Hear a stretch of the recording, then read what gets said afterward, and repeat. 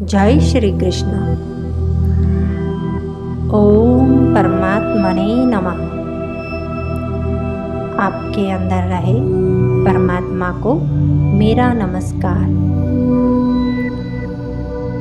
यहाँ पे मैं श्रीमद् भगवत गीता का हर एक श्लोक का विस्तार पूर्वक पाठ करूँगी। मेरी विनती है आपसे कि आप आंखें बंद करके इसे ध्यान पूर्वक सुनें। आज मैं गीता की महिमा के बारे में बताऊंगी। गीता की महिमा।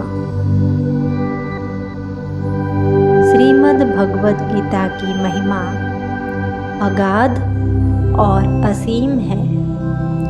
यह भगवत गीता ग्रंथ प्रस्थान त्रय में माना जाता है।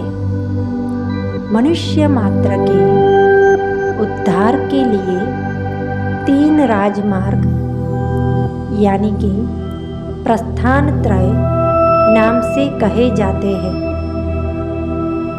एक वैदिक प्रस्थान है जिसको उपनिषद कहते हैं। एक दार्शनिक प्रस्थान है जिसको ब्रह्मसूत्र कहते हैं और एक स्मार्त प्रस्थान है जिसको भगवद गीता कहते हैं। उपनिषदों में मंत्र है, ब्रह्मसूत्र में सूत्र है और भगवद गीता में श्लोक है। भगवद गीता में श्लोक होते हुए भी भगवान की वाणी होने से मंत्र ही है। इन श्लोकों में बहुत गहरा अर्थ भरा हुआ होने से इनको सूत्र भी कह सकते हैं। उपनिषद अधिकारी मनुष्यों के काम की चीज है और ब्रह्मसूत्र विद्वानों के काम की चीज है। परंतु भगवद गीता सभी के काम की चीज है। भगवद गीता एक बहुत ही अलौकिक ग्रंथ है। इसमें साधक के लिए उपयोगी पूरी सामग्री मिलती है। चाहे वह किसी भी देश का, किसी भी वेश का, किसी भी समुदाय का, किसी भी संप्रदाय का, किसी भी वर्ण का, किसी भी आश्रम का कोई व्यक्ति क्यों न हो।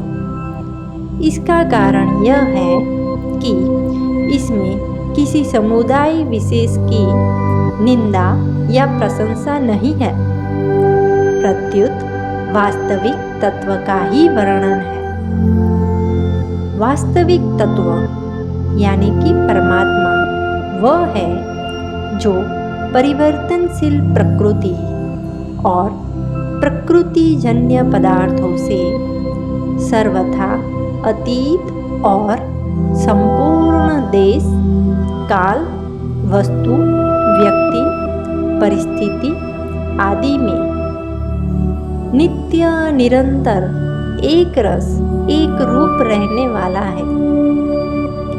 जो मनुष्य जहाँ है और जैसा है वास्तविक तत्व वहाँ वैसा ही पूर्ण रूप से विद्यमान है।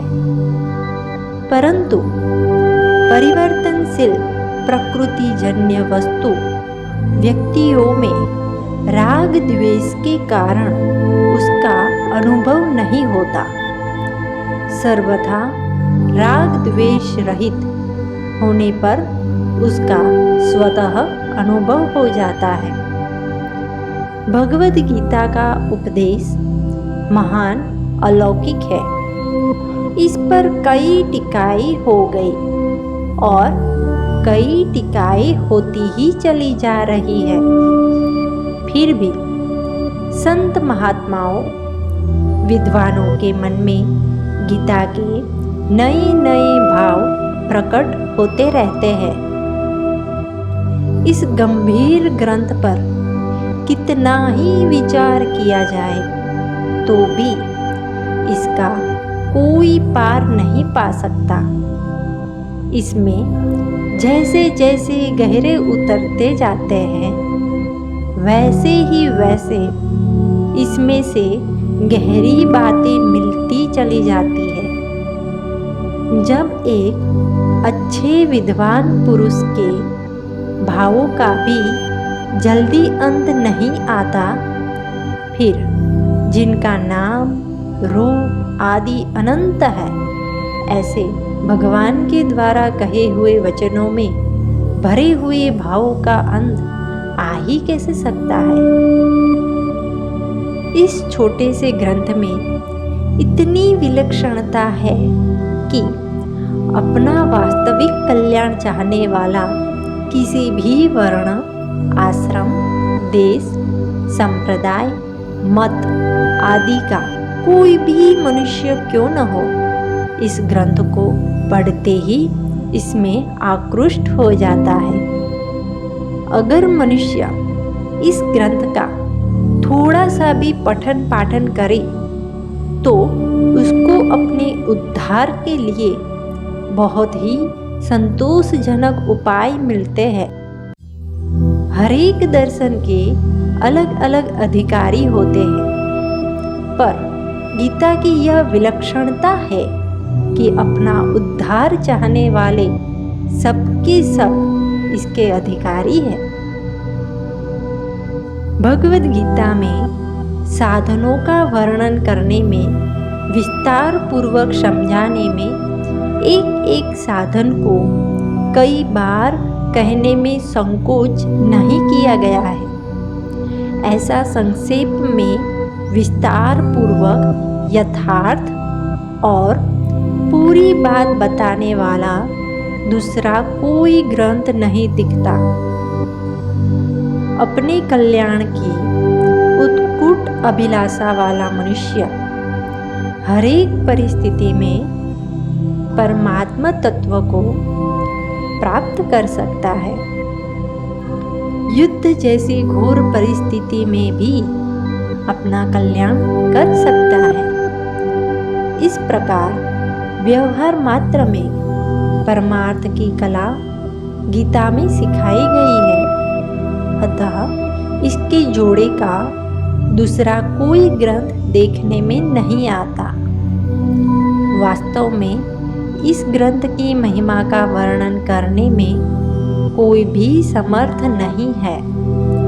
अनंत महिमाशाली ग्रंथ की महिमा का वर्णन कर ही कौन सकता है। जय श्री कृष्ण।